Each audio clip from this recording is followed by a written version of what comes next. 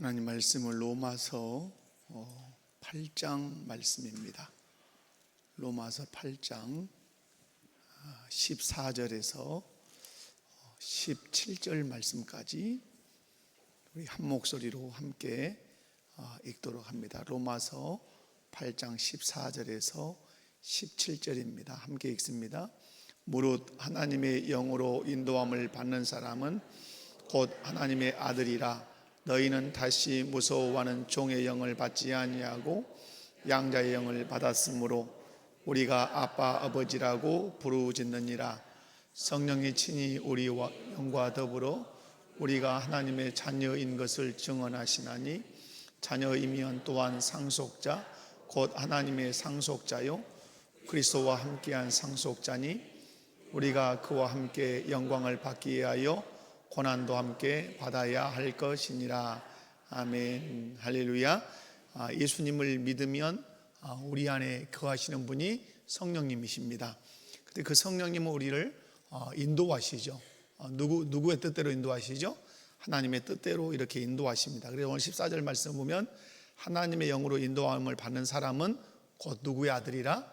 하나님의 아들이라. 여러분이 하나님 아들이십니까? 자, 그런데 오늘 15절의 말씀에 너희는 다시 무서워하는 종의 영을 받지 않았다. 그 전에는 뭘 받았다는 거죠? 무서워하는 종의 영을 받고 그렇게 살았다는 것이죠. 그런데 예수 믿고 성령이 우리 안에 들어오심으로 그 무서워하는 종의 영이 떠나고 이제 성령이 우리 안에 들어오셨는데 그것을 다시 뭐라고 얘기합니까? 성령을 저 위에서 14절에서는 하나님의 영이라 했다가 15절에서는 어떤 영?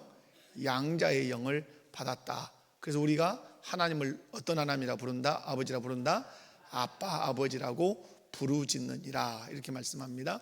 그러면 이제 하나님과 우리 관계가 어떤 관계가 된 거죠? 아버지와 아들의 관계가 된 거죠. 그래서 16절에 성령이 우리의 영과 더불어 우리가 하나님의 자녀인 것을 증언하십니다.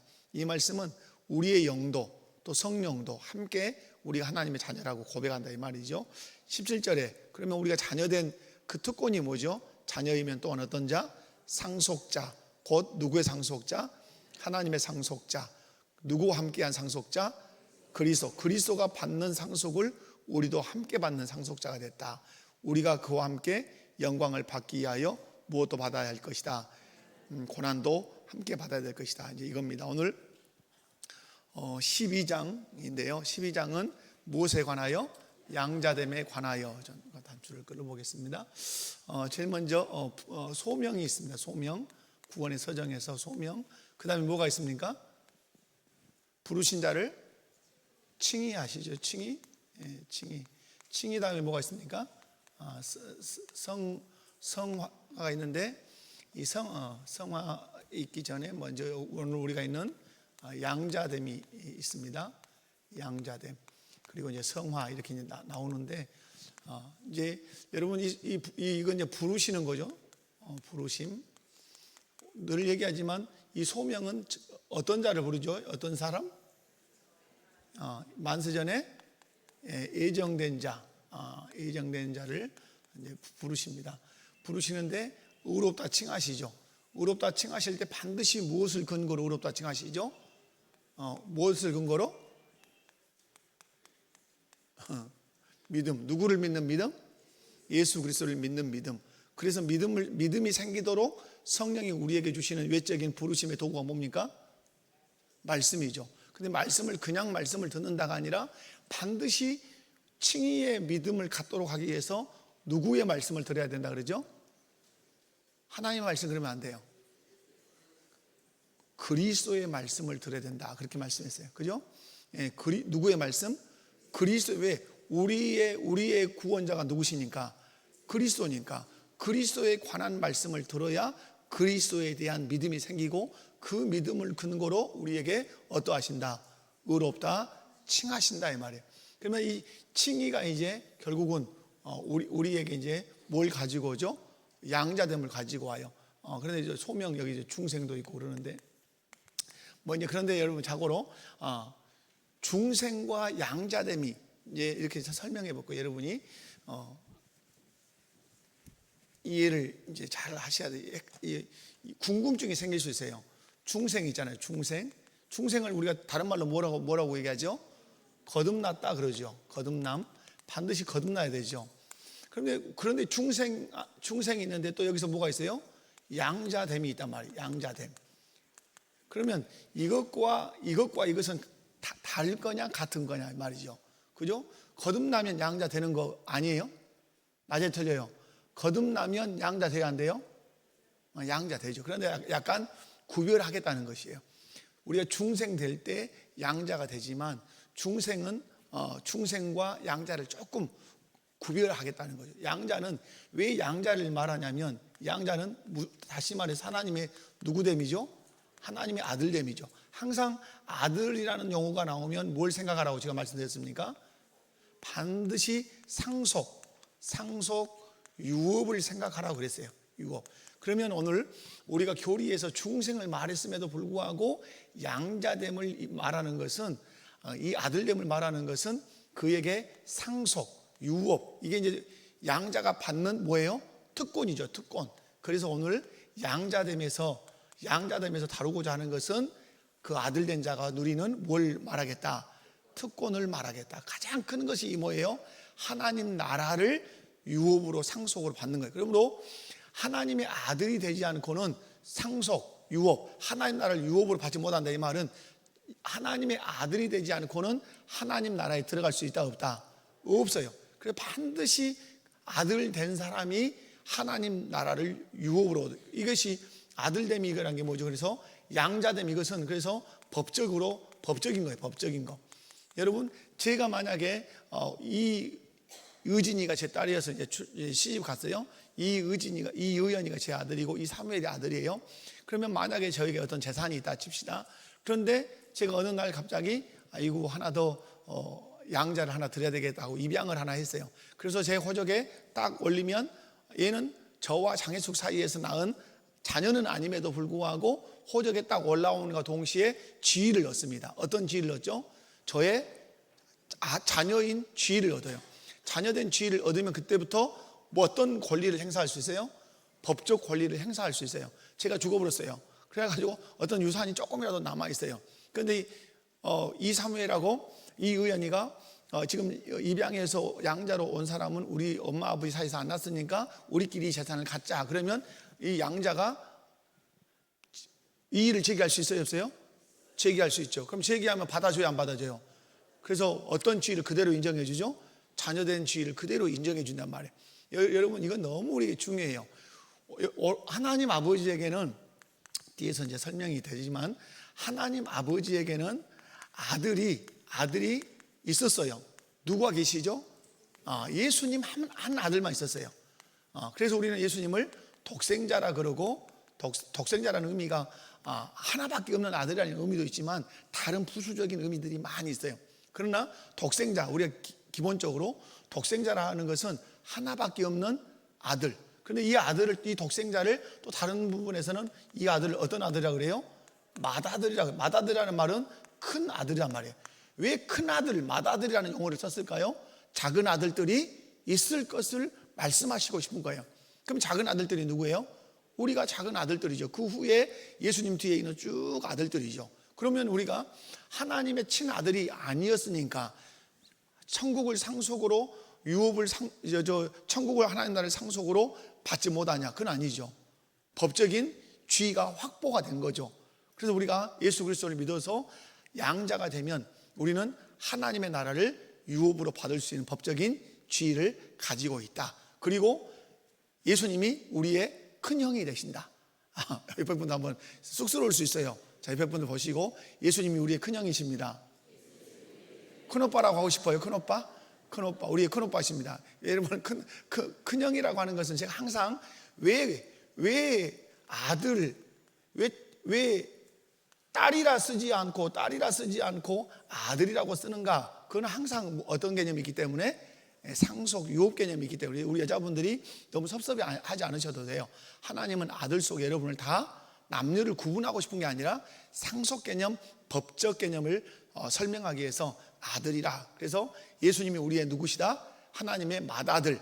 우리가 그 다음에 작은 감자들이다 이렇게 생각하시면 좋겠어요. 자, 그래서 양자됨은 중생과 실상 중생 안에 포함된 거지만 좀 구분시켜주고 싶은 거예요. 무엇 때문에? 상속 때문에 그런다. 자, 오늘 12장 오늘 끝내겠습니다. 장수로는 많지요. 여러분 빨리 끝내기 위해서 다 그대로 써놨어요. 자, 양자됨. 자, 1항 읽습니다. 시작. 의롭다 함을 입은 모든 자들을 하나님께서 그의 독생자 예수 그리스도 안에서 또는 그를 위하여 양자되는 은혜에 참여하는 자들로 만들어 주신다. 즉 이 양자됨에 의해 그들은 하나님의 자녀들의 수에 들어가고 그 자유와 특권을 누리며 하나님의 이름을 그들 위에 붙이며 양자의 영을 받고 대담히 은혜의 보좌에 나아가며 아바 아버지라 부를 수 있게 되고 불쌍히 여김을 받으며 보호함을 받으며 이것을 공급받 아버지로서 내리시는 징계를 받으나 결코 버림을 당하지 않고 구속의 날까지 인침을 받으며 또 영원한 구원의 후사로서 모든 약속을 물려받는다. 아멘. 아멘이십니까? 읽을 때 어려운 거 있어요, 없어요? 하나도 어려운 것 없죠. 우리가 너무 신앙생활 하면서 다 들었던 것들이 여기 있어요. 그런데 양자됨의 특권이 이제 쭉 있어요. 여러분 학습 질문으로 곧바로 가겠습니다. 양자됨의 순서 이렇게 돼 있어요. 자, 판가루 1번을 한번 읽어봐요. 시작. 양자됨은 칭이 다음에 온다.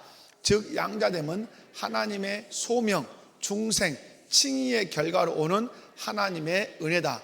중생이 본성의 변화라면 칭의는 관계의 변화다. 자, 여기서 중요한 거 중생이 무슨 변화라고 썼어요? 중생이 본성의 변화다. 이 본성의 그럼 이 본성이라고 하는 게 뭐예요? 본성이라고 하는 것은 본성이라는 것은 생명의 변화죠. 생명의 변화. 무슨 변화? 생명. 중생 우리 생명이 바뀌는 변화예요. 이해가시죠? 그래서 중생은 본성의 변화라고 한다면 두 번째 무엇은 두 번째 칭의는 무슨 변화? 칭의는 관계의 변화다 이 말이에요. 관계의 변화. 이 얘기를 하는 것은 지금 뭘 말하고 싶은 거죠? 이제 양자됨을 말하고 싶은 거예요. 자, 그래서 반가로 2번 한번 보겠습니다. 시작. 양자됨은 예수 그리스도 안에서 주어지는 하나님의 은혜다. 그러죠? 우리가 하나님의 아들이 되는 것은 누구 안에서 주어지는? 중요한 건 그리스도 안에서 주어진다는 말은 그리스도를 통해서만 누가 될 수 있어요? 양자가 될 수 있어요. 그리스도를 통해서만 양자가 된다는 말은 그리스도를 믿어야 양자가 된다는 것이에요. 그럼 그리스도를 믿는다는 것은 무엇을 믿는다는 것이에요? 예수님이 나의 죄를 위해서 십자가에서 내 죄를 속량하셨고 부활하심으로 나를 의롭다 하셨다는 사실을 믿을 때 그 믿음으로 말미암아서 이제 우리가 하나님의 자녀가 되는 그런 은혜가 있다 이 말이죠. 자, 두 번째 양자됨과 중생의 관계. 자, 읽어봅니다. 시작. 중생은 새 생명이 처음으로 성령의 사역에 의하여 인간 안에 주어지는 사건으로 이해되고 그런 점에서 양자됨이 포함된다. 그러죠? 자, 중생은 본성의 변화인데 생명이 변하단 말이에요. 이때 생명이 변화될 때 이 안에 포함되는 것이 뭐라고요? 이 안에 포함되는 것이 양자됨이 실상은 여기에 포함이 된다. 그래서 우리는 언제 양자가 된다? 실상은 중생할 때, 거듭날 때. 그래야 맞죠? 그죠? 응애하고 애가 태어나면 그 얘기는 어째요? 우리의 아기인 것과 똑같은 것이죠. 그래서 그렇게 아시고 뒤로 넘어가겠습니다. 자, 뒤로. 자, 이제 여기서 제가 아까 그랬죠. 오늘 다루려고 하는 것은 세 번째 무엇이다? 양자됨의 특권들이다. 하나님의 아들이 되면 뭐가 있다? 특권이 있다. 그 특권이 한 12가지 정도 돼요. 자, 반가로 1번 시작. 하나님 자녀의 수에 참여하게 된다. 설명도 읽어봐요. 시작. 하나님의 양자가 된다는 것은 하나님께서 우리를 당신의 가족으로 받아주셨다는 뜻이다. 이는 하나님께서 선택하신 백성의 일부로 받아들여진 것이다. 아멘. 자, 여러분 하나님의 자녀의 수에 참여가 됐다는 말은 원래 하나님의 자녀는 누구밖에 없었다? 하나님의 아들 예수 그리스도밖에 없었다. 그런데 우리가 예수 그리스도를 믿음으로 죄 사함 받으니까 하나님께서 하나님의 자녀의 수에 우리를 동참시켜 주셨단 말이에요. 그래서 하나님 나라에 누가 됐어요? 가족이 됐어요. 가족이 될 때는 하나님을 누구로 부르는 거예요? 우리가 아버지라. 백성이 될 때는 하나님을 누구로 부르죠? 왕이다, 이렇게 부르는 거예요. 기억하셔야 돼요. 우리가 하나님 나라의 가족일 때는 하나님을 누구로 부르고? 아버지. 백성일 때는 누구로 부르고? 왕, 이렇게 부른단 말이에요. 그래서 하나님께서 선택하신 백성의 일부로 우리가 받아들여야 된다. 요한복음 1장 12절 시작. 영접하는 자 곧 그 이름을 믿는 자들에게는 하나님의 자녀가 되는 권세를 주셨으니, 여기서 곧 그의 이름을 믿는 자들에게는 누구를 믿어야 되죠? 그래서 우리가 하나님의 자녀가 되는 것은 누구 안에서 되는 것이다? 예수 그리스도 안에서 되는 것이다. 그래서 바울 사도의 신학의 아주 중요한 논점이 그리스도 안에서예요. 그래서 저희들이 신약을 배울 때, 특별히 바울 신학을 배울 때 한 주제 챕터가 뭐냐면 그리스도 안에서라고 하는 챕터가 하나 딱 있어요. 바울 사도가 그리스도 안에서라고 하는 이 주제를, 이걸 계속해서 말하니까 우리가 하나님의 그 아들이 되는 것도 누구 안에서? 그리스도 예수 안에서, 인 크라이스트라고 하는 걸 계속 바울 사도가 강조한단 말이에요. 그래서 예수님을 떠나서는 우리가 하나님과 어떤 은혜의 관계가 될 수 있다 없다? 아무것도 안 돼요. 그래서 여러분, 우리가 하나님의 자녀 예수에 참여하게 됐는데, 우리가 어떤 누구를 믿음으로? 예수 그리스도를 믿음으로 하나님의 자녀가 됐고, 하나님 우리의 누가 되셨다? 아버지가 되셨다. 믿으시면 아멘. 자, 반가로 2번 시작. 하나님의 자녀의 자유와 특권을 설명을 읽습니다. 시작. 우리 더 이상 율법의 종이 아니고 자유한 자녀로서 하나님의 사랑과 보호 아래 살아갑니다. 아멘. 자녀가 되면, 여러분, 내가 하나님의 자녀예요. 자녀.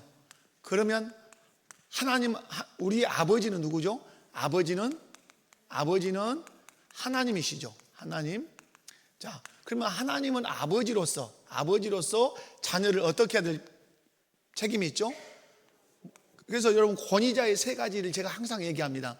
권위자는 반드시 세 가지를 책임져야 될 필요가 있다. 그래서 그게 뭐냐면, 모든 걸 공급해야 돼요. 이 공급이라는 말은 양육이라는 뜻이 들어있어요. 자, 권위자는 뭐 해야 돼요?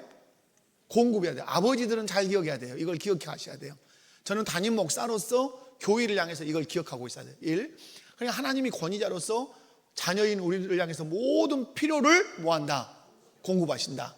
두 번째는 뭐예요? 두 번째, 권위자인 하나님은 자녀를 어떻게 해야 돼요? 보호하셔야 돼요. 뒤에 가면 이것도 나와요. 뒤에 나와. 그래서 여러분, 사단의 세력으로부터도 보호하시고 모든 것들로 보호하세요. 그래서 욥기를 보면 울타리라는 말씀이 나와요. 욥을 하나님께서 사늘로 둘렀다. 손으로 이렇게 뭐 하신다? 보호하신다. 가정에서 아버지가 아내와 자녀들을 반드시 어떻게 해야 돼요? 보호해야 돼요. 영적으로도 보호해야 돼요. 이단 사설에 빠지지 않도록 보호하고, 건강도 보호하고, 경제력도 보호하고, 집안의 안전도 보호하고, 다 누가 해야 될 일이에요?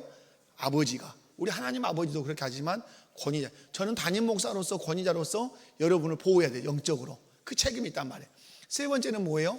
세 번째 있는 건 인도예요. 인도. 어디로? 하나님께로, 선한 길로 인도.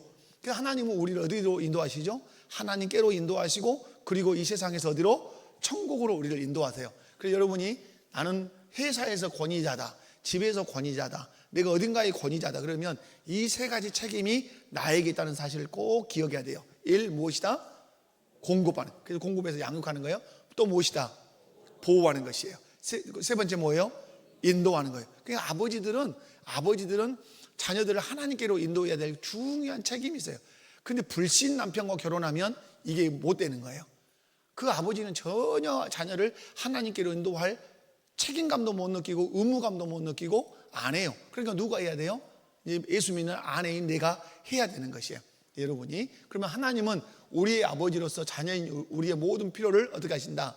공급하시죠. 마태복음 5장에 나오시죠. 5장 나오죠. 5장, 6장, 7장 읽어보면 너희 천부께서는 너희의 필요한 모든 것이 있어야 할 줄을 아시느니라. 구하라, 찾으라, 문을 두드리라. 그러면 하나님이 주실 것이다. 이렇게 말씀하죠. 보호하시죠. 하나님이 보호한다는 말이 많죠. 특별히 이스라엘 백성들 애굽에서 이렇게 가나안 땅으로 인도할 때 큰 보호를 두 가지로 말씀하죠. 무엇과 무엇으로? 구름 기둥과 불 기둥으로 보호하시죠. 주의 지팡이와 막대기가 나를 안위하시죠. 인도하시죠. 그 구름 기둥과 불 기둥 인도하시는데 우리를 어렵게 하나님은 어떻게 인도하죠? 성령과 말씀으로 우리를 인도하시죠. 아멘. 그래서 우리가 하나님은 아버지로서 자녀인 우리를 이렇게 책임져 주신다. 아멘. 자, 그래서 로마서 8장 15절을 한번 읽어봅니다. 시작.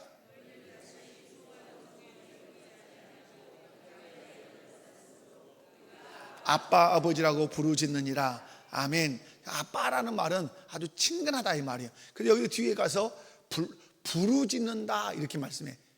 부르짖는다는 말은 무엇이든지 부르짖으면 그 아버지가 들으신다는 뜻이죠. 그래서 여러분, 우리가 양자 됐을 때 하나님의 자녀의 자유와 특권을 누리는 줄로 믿습니다. 반가로 3번 갑니다. 시작. 그들 위에 하나님의 이름을 가진다. 자, 설명을 함께 읽습니다. 시작.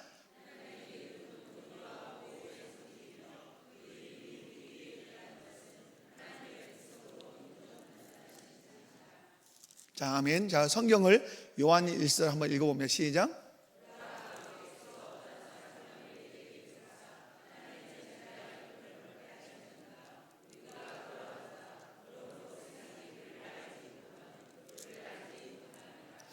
아멘. 그 요한계시록 같은 데 보면 새 예루살렘과 하나님의 아버지와 그 이름을 우리 위에 있게 하겠다 이렇게 말씀해요. 그래서 여러분, 우리 위에 누구의 이름을 가진다?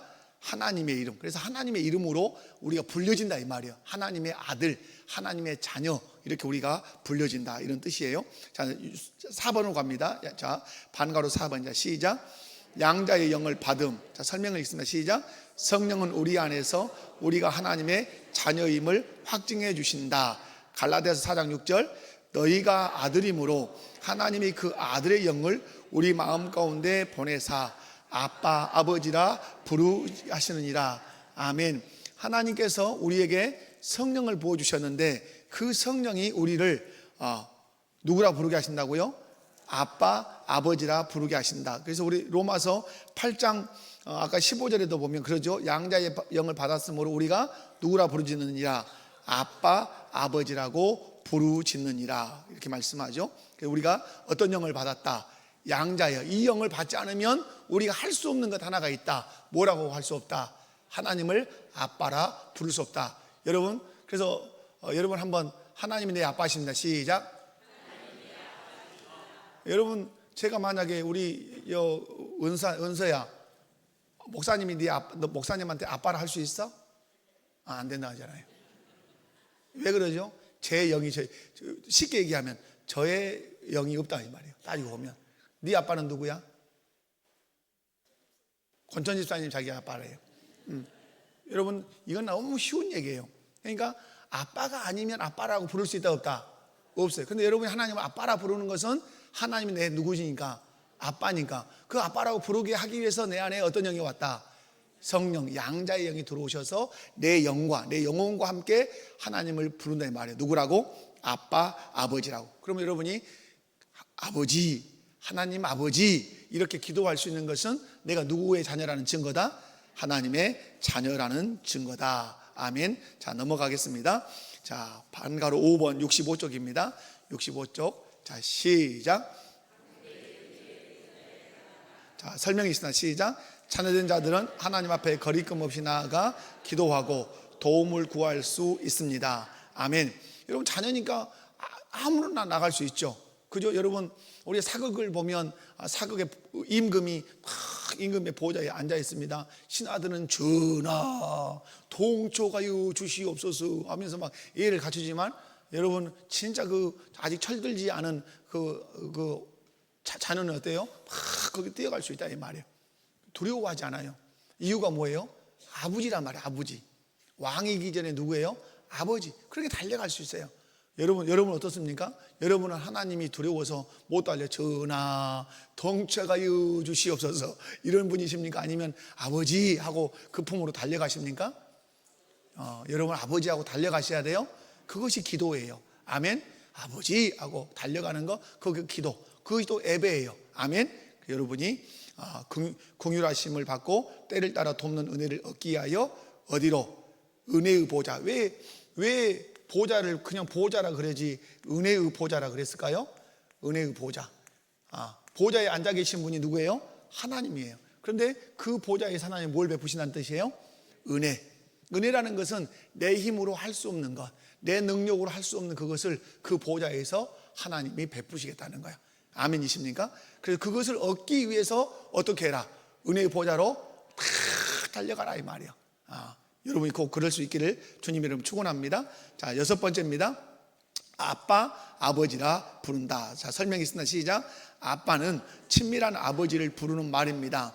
하나님과의 친밀한 관계를 누릴 수 있게 되었습니다. 누구로 인하여? 예수 그리스도로 인하여. 자, 우리가 과거에는 어떤 사람이었는데, 자, 로마서 8장 15절 시작. 너희는 다시 무서워하는 종의 영을 받지 아니하고 양자의 영을 받았으므로 우리가 아빠 아버지라고 부르짖느니라. 아멘. 자, 우리가 무서워하는 종의 영, 실상은 그 어둠의 영, 그 영에 우리가 지배받고 살았는데 예수 그리스도를 믿음으로 말미암아서 내 안에 성령이, 양자의 영이 내 안에 딱 들어오시니까 내가 하나님을 누구라고 부르게 됐어요? 실상은 여러분 우리 식으로 얘기하면 옛날에는 이웃집 아저씨였단 말이에요. 그죠? 나와 전혀 상관없는 아저씨였어.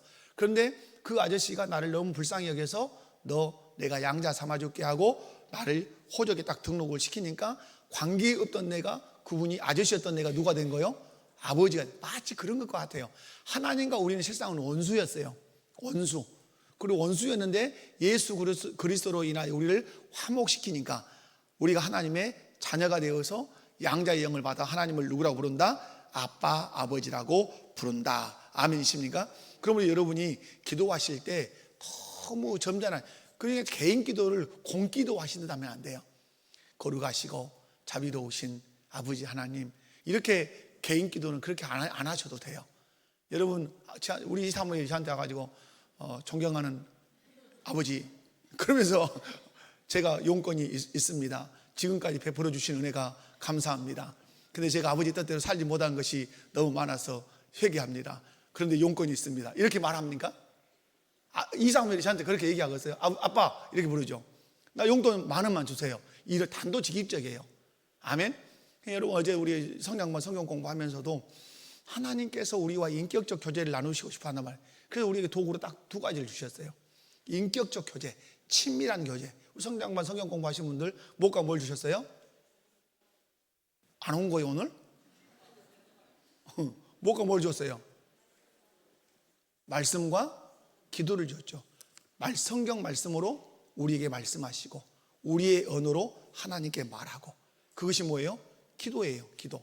그게 인격적 교제. 우리가 하나님과 인격적 교제를 나눌 수 있는 것은 성경 말씀을 통해서 하나님의 뜻을 듣고 의도를 듣고, 그리고 내 마음을 하나님께 말하는 기도. 이것이 2개가 서로 되어야 하나님과 어떤 교제가 돼요? 인격적 교제가 돼요. 하나도 하나님의 소리는 못 듣고 나만 말하면 어때요? 안 되죠. 그래서 제가 우리 이제 성경 공부하면서 그랬어요. 하나님 아버지 우리는 막 이렇게만 한단 말이에요. 하나님 아버지 내가 아파요, 나를 고쳐주시오, 막 이렇게만 막 하고 집에 가보라. 그냥 하나님이 나도 좀 얘기 좀 해보자. 그런데 자기는 집에 가볼 거 없어. 만약에 이 사무엘이 와갖고 막 앞에 와갖고 아버지 나 10,000원만 필요하니까 막 하라고 내가 말하니까 자기 혼자 집에 어디 갔어요. 그러면 이게 인격적 관계예요? 아니에요. 그래서 저는 기도를 배웠어요. 기도를 저는 하나님께 제 방식이 있어요. 어제 이합전에 우리 부활절 연합예배 때 김주호 목사님 오셔서 자기 간증을 조심스럽게 하는 걸 봤어요. 그게 뭐예요? 하나님께서 나를 은밀히 만나시는 나만의 방법이 있습니다. 이렇게 했어요. 저는 100% 동의해. 하나님이 저에게 응답하시는 저만의 응답의 방법이 있어요. 그런데 저는 하나님께 응답을 꼭 받을 때는 아주 중요한 기도를 할 때 저는 옆에 항상 노트가 있어요. 적어야 돼요. 여러분, 기도하면 누구가 내 안에서 역사해요? 성령이 역사해요. 성령이 역사할 때는 깨닫게 하시는 것이 있으면 적어야 돼요. 기도하다가. 우리 김대익 선교사님이 태권도로 퍼포먼스를 하죠. 창세기에서부터 저 예수님 오시는 요한계시록까지. 그래요. 막 올라갔다가 못 받겠다가 못 받겠다 올라갔다가 한단 말이에요. 제가 필리핀 가서 물어봤어요. 어떻게 그걸 다 만들었어? 그랬더니 그분이 지도받은, 그분의 기도를 지도한 분이나 저에게 기도를 가르쳐준 분이 똑같은 분이에요. 김용호 목사님이 저 전도사 때 이 전도사 기도할 때 그냥 기도하면 안 돼. 기도할 때 반드시 옆에다가 수첩을 넣고 기도해. 그리고 떠오르는 어떤 영감이 있으면 그때 막 써야 돼. 저는 그 기도를 지금까지 하고 있어요.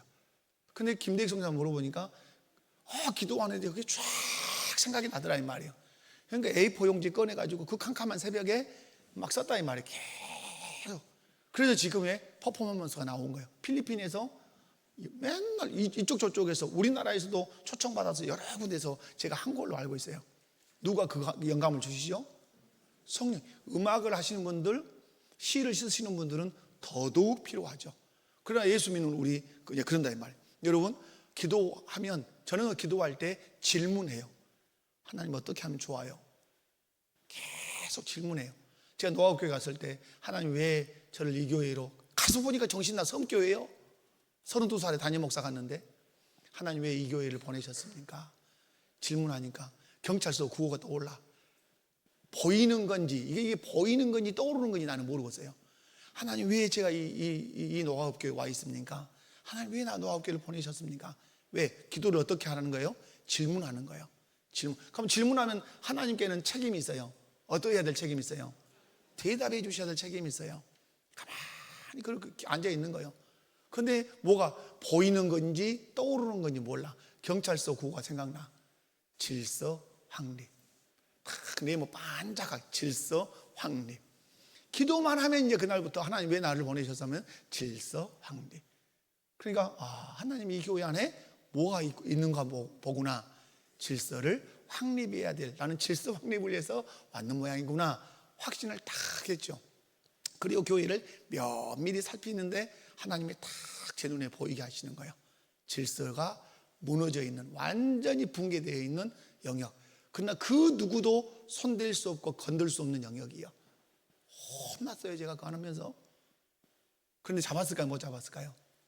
처음에는 아주 너무 내가 아주 혼나가지고 아주 사신나무 떨듯이 떨었어요. 부딪혀가지고. 그리고 나서 제가 3개월을 기도했어요. 3개월을. 그리고 하나님이 어떤 그 일들을 해결할 수 있도록 모든 정보와 자료가 쫙 제 앞으로 오기 시작해요. 그곳으로 하나님이, 그런데 하나님 언제 그러면 이걸 해야 됩니까? 하나님의 타이밍이 있어요. 이때다. 그러니까 들고 그 문제를 해결했을까요? 못했을까요? 해결했죠. 제가 11년 11개월을 그 교회에서 목회했어요. 제 청춘을 거기서 불태웠는데 조금도 여한이 없어요. 수험교회에서 11년 11개월을 목회한 것에 대해서 전혀 여한이 없어요. 너무너무 잘하고 너무너무 기쁘게 했고 지금도 가슴이 뛰어요. 그때를 생각하면. 여러분 무슨 말씀이에요? 하나님께 우리가 아빠 아버지 하고 부르고 하나님께 질문하면 하나님 어떻게 하신다고요? 저 우리 천혜교회에 올 때 내가 여러분에게 말씀드렸어요. 천혜교회에 올 때 오기 싫었어요. 그런데 왔어요. 오려고 결정을 했는데 노아업교회 기도해요. 하나님 내가 왜 가야 되는지 모르겠어요. 하나님 좀 가르쳐 주세요. 한 문장이 쫙 지나가요. 한 문장이 딱 지나. 한 사람 살리러 간다. 이제 기도만 하면 이제 한 사람 살리러 간다. 그럼 제가 질문할까요 안 할까요? 그 다음 여러분 같으면 무슨 질문 하겠어요? 한 사람 살리러 간다. 하나님 내 마음에 딱 주신단 말이에요. 그러면 여러분 그 다음 질문 뭐 하겠어요? 그죠? 누구를 살리러 가요? 그러니까 누구다. 다 그 마디도 와요. 누구다. 그래가지고 다 썼어요. 그것을 써가지고 와가지고 그대로 했을까요? 안 했을까요? 그대로 했어요. 문제 해결했을까요? 못 했을까요? 해결했어요. 문제가 쫙 하나님이 그렇게 하셨기 때문에 조금도 부족함 없이 조금도 손색 없이 다 했어요. 아멘. 그러면 우리 교회는 어떻게 왔냐 물어보고 싶죠. 다음에 자 거기도 있어요. 자 밤가로 7번입니다. 자 시작. 자 설명을 읽습니다. 시작. 아버지는 자녀를 불쌍히 여기며 그들의 연약함을 이해하십니다. 아멘. 시편 103편 13절 시작. 아버지가 자식을 긍휼히 여김같이 여호와께서는 자기를 경외하는 자를 긍휼히 여기시나니. 아멘. 아버지가 자식을 어떻게 여겨요? 긍휼히 여겨요. 여호와께서는 자기를 경외하는 자를 어떻게 여기셔요? 긍휼히. 긍휼이라는 말은 뭐냐면 다 느끼신다는 뜻이에요. 어떤다고요? 다 느껴요. 여러분이 울고 있는 그 마음을 다 느끼시고, 배고프면 배고픔을 다 느끼시고, 애로우면 애로움을 다 느끼시니까 가장 우리를 정확하게 불쌍히 여기실 수 있는 분은 누구예요? 하나님이에요. 아멘이십니까? 여러분, 그래서 아버지는 자녀를 불쌍히 여기며 그들의 연약함을 이해하신다. 그 하나님이 우리의 누가 되신다? 아버지가 되신다. 자, 8번째, 뭘 받는다? 보호를 받는다. 설명 시작. 하나님의 자녀는 하늘 아버지의 보호 아래에 있습니다. 이는 궁극적인 영적 보호까지 포함됩니다. 아멘. 아까 제가 얘기했죠? 그래서 이 안에 막 다 들어있어요. 권위자가 해야 할 일 중에 하나가 뭐다? 보호하는 거다. 하나님의 자녀는 누구의 보호 아래에 있다? 하늘 아버지. 그래서 제가 여러분 언제 이제 그런 강의 아니면 설교를 제가 하겠지만은 지금 우리 부모님들이 잘 하셔야 되는 것이 뭘 잘 가르쳐야 되냐면 권위 원리를 잘 가르치셔야 돼요. 권위. 여러분, 하나님은 우리를 어디에 속하게 했어요? 공동체에 속하게 했어요. 공동체는 가정 공동체 아니에요? 그죠? 자, 직장, 여기는 학교도 포함돼요. 학교 공동체 아니에요? 공동체죠. 교회 공동체 아니에요? 국가 공동체 아니에요? 그러므로 인간은 공동체를 떠나서 살 수 있어요, 없어요? 없어요. 그런데 가정에 누가 있어요? 꼭 여기에 탑권위자가 있어요. 학교에 누가 있어요? 탑권위자가. 교회에 탑권위자가 있어요. 국가에 누가 있어요? 탑권위자가 있어요. 그러므로 여러분, 권위 원리를 가르쳐 놔야 돼요. 그러니까 권위자가 누군가를 공동체에 가면, 우리 아이들이 공동체, 학교 공동체, 직장 공동체, 교회 공동체, 국가 공동체에 오면 제일 먼저 누구를 봐야 돼요? 직장을 새로 딱 발령받아 갔어. 그러면 그 직장의 최고 권위자가 누군가를 확인해야 돼요. 그리고 그 사람은 그때부터 어디에 집중해야 돼요? 그 권위자가 무슨 말을 하는지 권위자의 입을 잘 봐야 돼요. 그 아래 권위자들이 하는 얘기도 들어야 되지만 그들의 말보다 더 중요한 얘기는 누구예요? 탑 권위자의 말이에요. 그 입을 주목하고 그 입에서 나오는 말들을 메모하고 그것을 숙지해야 돼요. 그리고 그걸 실행에 옮기면 그 사람은 신실한 사람이죠. 그렇죠? 그래서 그 권위를 알고 그 권위에 순종해야 돼. 그러면 권위자는 뭘 들고 있는 사람과 같냐면 이런 우산을 들고 있는 사람과 같아요. 뭘 들고 있는 사람? 그 우산 아래 공동체 구성원들이 있는 거예요. 나는 이정태는 저희 집의 권위자로서 우산을 들고 있어요. 이 우산으로 뭘 해요? 세상의 모든 것들이 오는 걸 다 보호하는 거예요. 그런데 이 권위의 우산이 찢어질 때가 있어요. 권위의 우산이 찢어질 때는 어때요? 하나님의 권위를 내가 부정하고 살면 이 권위 우산이 찢어져요. 그래서 우산 속으로 막 들어오기 시작해요. 그래서 우리 가정이 심각한 타격을 받기 시작해요. 우리 교회가 탑 리더들이, 저나 우리 장로님들이 하나님의 권위를 부정하면 우리가 들고 있는 우산은 어떤 우산과 같아요? 찢어진 우산과 같아요. 그래서 사단이 막 교회를 공격하는 거예요. 그래서 우리 교회가 외쳐야 되는 건 뭐죠? 우리 교회의 머리는 누구시다? 예수님이시다. 예수님의 말씀대로 우리는 순종하겠다 그러면 그 우산이 짱짱해요. 그래서 어떤 것들이 공격해도 그 우산 아래에 있는 사람들은 어때요? 다 보호를 받을 수 있어요. 그래서 여러분, 이 권위의 우산 아래 거할 줄 아는 우리 성도, 권위의 우산 아래 거할 줄 아는 자녀들로 양육을 해야 돼요. 아멘. 지금 여러분, 이 세상의 문제가 뭡니까? 권위가 무너진 거예요. 학교에서 어떻게 고등학생, 중학생이 막 선생님을 때리고 아이들이 선생님께 막 대들고 그런데요. 그 아이들이 집에서 권위 원리를 못 배웠을 뿐만 아니라 지금 젊은 엄마 아빠들이 권위 원리를 배우지 못하고 떠났어요. 결혼을 한 거예요. 그러니까 여러분, 지금 우리 선생님들 여기 계십니다만은 지금 학교 선생님들이 이제 이 20 막 넘은 선생님들이 어려운 게 뭐냐면 자기가 청소를 못해. 학교 청소를. 왜 그럴까요? 집에서 청소를 안 해봤어. 정리정돈을 잘 못해. 왜 그럴까요? 집에서 안 해봤어. 엄마가 다 해줬어. 그러니까 이게 안 되는 거예요. 그러니까 여러분, 어려운 거죠. 그래서 가정에서 반드시 뭘 가르쳐라? 권위 원리를 가르쳐라. 자, 그래서 권위자는 우리를 어떠하신다? 보호하신다. 자, 그래서 요한복음 10장 28절에서 29절 읽습니다. 시작. 내가 그들에게 영생을 주노니 영원히 멸망하지 아니할 것이요 또 그들을 내 손에서 빼앗을 자가 없느니라. 그들을 주신 내 아버지는 만물보다 크심에 아무도 아버지 손에서 빼앗을 수 없느니라. 아멘. 여러분, 멸망한다, 멸망하지 않는다? 빼앗긴다, 빼앗기지 않는다? 안 빼앗겨. 그러니까 여러분, 예수 믿고 나서 천국 갈까 못 갈까 고민하지 마라. 그러나 여러분, 죄를 너무 많이 지으면 고민을 하긴 해야 돼요. 그러나 여러분, 선물로 믿음을 주신 이가 믿음을 선물로 거두 가시잖아요. 그리고 우리 주님이 한번 나를 택했으면 절대로 안 빼앗겨요. 아멘이십니까? 자, 마지막 넘어가 봅니다. 뒷장으로. 자, 오늘 아홉 번째 시작. 필요한 것을 공급받음. 자, 설명 시작. 아버지 하나님은 자녀에게 필요한 것을 아시고 공급하십니다. 마태복음 6장 31절 33절 시작. 그러므로 염려하여 이르기를 무엇을 먹을까, 무엇을 마실까, 무엇을 입을까 하지 말라. 이는 다 이방인들이 구하는 것이라. 너희 하늘 아버지께서 이 모든 것이 너희에게 있어야 할 줄을 아시느니라. 그런즉 너희는 먼저 그의 나라와 그의 의를 구하라. 그리하면 이 모든 것을 너희에게 더하시리라. 너희에게 있어야 할 줄을 아시느니라. 아멘. 여러분, 염려는 누가 한다? 저는 이 성경 구절을 얘기할 때마다 너무너무 여러분이 많이 강조했어요. 염려는 누가 한다? 아버지가 없는 고아와 같은 이방인이 하는 거예요. 아멘. 여러분, 이방인들은 예수 안 믿는 사람은 아버지가 있어요, 없어요? 없어요. 그런데 우리는 누가 있어요? 아버지가 있어요. 그러니까 하나님께서 염려하지 마라 말은 내가 네 아버지인데 왜 그러냐? 근데 그럼 왜 하나님 이방인들 저게 염려한대요? 그들에게는 아버지가 없지 않냐? 이 말이요. 아멘. 여러분, 우리는 누가 계세요? 아버지가 계세요. 아버지 우리의 필요한 모든 것을 어떻게 하신다고요?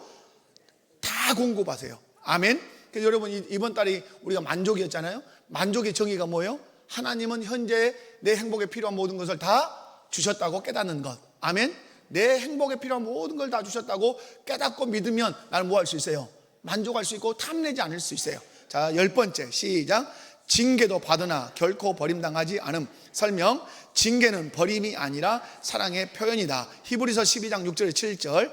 주께서 그 사랑하시는 자를 징계하시고 그가 받을 아들마다 채찍질 하심이라 하였으니 너희가 참음은 징계를 받기 하나님이 아들과 같이 너희를 대우하시나니 어찌 아버지가 징계하지 않는 아들이 있으리요. 아멘. 여러분, 자녀들 키울 때 항상 그냥 아무 말도 않고 뭐 책망도 않고 매도 안 때리고 키웁니까? 여러분, 꼭 매라는 것이 물리적인 막대기 매만 있는 게 아니에요. 호되게 꾸짖는 것도 뭐예요? 그것도 매예요. 오늘날 우리 부모들이 놓치고 있는 것이, 어제도 이제 제 아내가 그런 얘기를 나눴습니다만은, 요즘 부모들이 자녀들에게 어떤 부모가 되려고 하냐면 인기 있는 부모가 돼. 엄마 짱, 이걸 하려고 한다는 말이에요. 엄마 짱, 엄마 최고야. 이런 부모가 되면 안 된다 이 말이에요. 제 아내가 마더와이즈 속에서 가르칠 때 하는 얘기인 것 같아요. 그렇게 하면 안 된다. 그럼 어떻게 해야 되냐?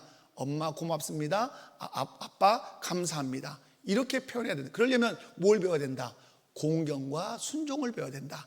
엄마 아빠를 공경하고 엄마 아빠에게 순종할 줄 알고, 그래서 예와 아니요를 분명하게 가르치고 해야 할 것과 하지 않아야 될 것, 부모가 선을 분명하게. 그래서 친구 같은 아빠, 이건 옳지 않다. 여러분, 아빠는 아빠고 친구는 친구지 무슨 친구, 의미는 알겠지만, 그래서 여러분, 친구 같은 아빠 하다가 막 같이 놀아줘요. 그런데 친구 같은 아빠 하는데 아버지 뒤통수를 탁 때린단 말이에요. 그러면 친구 같은 아빠 해야 되는데 이거 어떻게 해야 돼요? 때리자니 친구도 아니고 성질 내자니 친구도 아니고 아니란 말이에요. 이해 가시죠? 아빠의 선과 아들의 선이 있어요. 그래서 징계는 받으나 결코 버리지 않는다. 그럼 우리 아들 딸들이 생각해야 되죠. 엄마가 매일 때리면 나를 버린 것이 아니라 나를 어디서 때린다? 사랑해서. 꾸짖으면 어디서 꾸짖는다? 사랑해서 꾸짖는다. 자, 11번째 시작. 인치심, 도장 박으심이에요. 자, 설명 시작. 성령은 우리가 하나님의 자녀임을 확증하는 보증이자 인이다. 도장을 찍는단 말이 성경에 참 많이 나와요. 자, 에베소서 1장 13절 14절 시작. 그 안에서 너희도 진리의 말씀 곧 너희의 구원의 복음을 듣고 그 안에서 또한 믿어 약속의 성령으로 인치심을 받았으니 이는 우리가 기업의 보증이 되사 그 얻으신 것을 속량하시고 그의 영광을 찬송하게 하려 하심이라. 아멘. 도장은 엄청 중요하죠. 보증을 쓸 때 뭘 찍어야 보증이 돼요? 그거 찍으면 큰일이요, 그죠? 그 법적인 구속력이 있다 이 말이에요. 마찬가지로 성령이 인을 치신다는 말은 법적인 구속력이 있단 말이에요. 성령이 내 안에서, 성령을 통해서 내 안에 인을 치시면 내가 하나님의 자녀된 법적 지위가 있다 이 말이에요. 이해 가시죠? 요한계시록 7장을 여러분이 시간 나시면 읽어보시지만 요한계시록 7장을 보면 14만 4천 명에 내가 뭘 치겠다? 인을 치겠다고 말씀해요. 그리고 요한계시록 13장 마지막 절에 가면 666 짐승의 인침이 나와요. 그러니까 여러분 잘 알아야 되는 거 뭐죠? 짐승도 도장을 박지만 누구도 도장을 박아요? 하나님도 성령을 통해서 자기 백성에게 인을 쳐요. 뭐 하려고 인치겠어요? 내 거라고 인을 치겠죠. 아까 그런데 인친 사람을 사단이 뺏어갈 수 있어요, 없어요? 없어요. 그러니까 여러분이 종말론에서 666을 무서워하면 안 돼요. 666 인을 치기 전에 먼저 하나님께서 성령으로 먼저 택한 자를 뭐예요? 먼저 도장을 먼저 다 박아버려요. 그러면 먼저 도장을 다 찍었는데 666 찍을 수 있겠어요, 없겠어요? 없는 거예요. 그것은. 누가 찍힘 받아요? 저 세상 사람들이 다 찍힘을 받는 거죠. 그리고 나서 14장에 가면 인받은 14만 4천이 딱 등장해요. 하나님의 택한 백성들, 성령의 인받은 사람들이 등장한단 말이에요. 그들은 인을 받았기 때문에 순교하면서 예수를 위해서 살아요. 그래서 제단 앞에서 막 나중에는 막 탄원을 하죠. 주여 어느 때까지입니까? 하면서. 절대로 인받은 사람은 죽으면 죽었지, 목이 날아가면 날아갔지 자기 믿음을 부인하지 않는다 이 말이에요. 이해가시죠? 아멘. 마지막 12번. 자, 시작. 자, 설명 시작. 하나님의 자녀는 하나님 나라의 상속자입니다. 영원한 유업을 물려받게 될 것입니다. 아멘. 로마서 8장 17절 시작. 자녀이면 또한 상속자, 곧 하나님의 상속자요 그리스도와 함께한 상속자니 우리가 그와 함께 영광을 받기 위하여 고난도 함께 받아야 할 것이니라. 아멘. 자, 여러분, 우리가 자녀이면 누구예요? 상속자. 누구의 상속자? 하나님이 물려주실 것을 상속하는 상속자. 누구와 함께한 상속자? 예수님과 함께한 상속. 예수님도 그것을 상속받고 우리도 그것을 상속받는데, 그래서 상속받은 그 나라에 들어가서 예수님과 함께 어떻게 한다? 산다 이 말이에요. 그와 함께 영광을 받기 위하여, 예수님과 함께 하나님 나라에 들어가는 영광을 받기 위해서 또한 우리가 이 땅에서 무엇도 받아야 할 것이다? 고난도 함께 받아야 할지니라. 아멘. 여러분이 예수 그리스도를 믿음으로 여러분 거듭났습니다. 거듭날 때 하나님 여러분을 양자로 입적시키셨습니다. 양자로 입적시키셨기 때문에 하나님은 여러분에게 천국을 상속으로 물려주실 것입니다. 아멘. 그러면 천국을 상속으로 유업으로 이어받은 사람들은 이 세상에서 누려야 할 특권도 있지만 또 무엇도 있다? 책임도 있다는 사실 여러분이 기억하시고 신앙생활 힘있게 잘 감당하시기를 주님의 이름으로 축원합니다. 자, 여러분 옆에 분들 보시고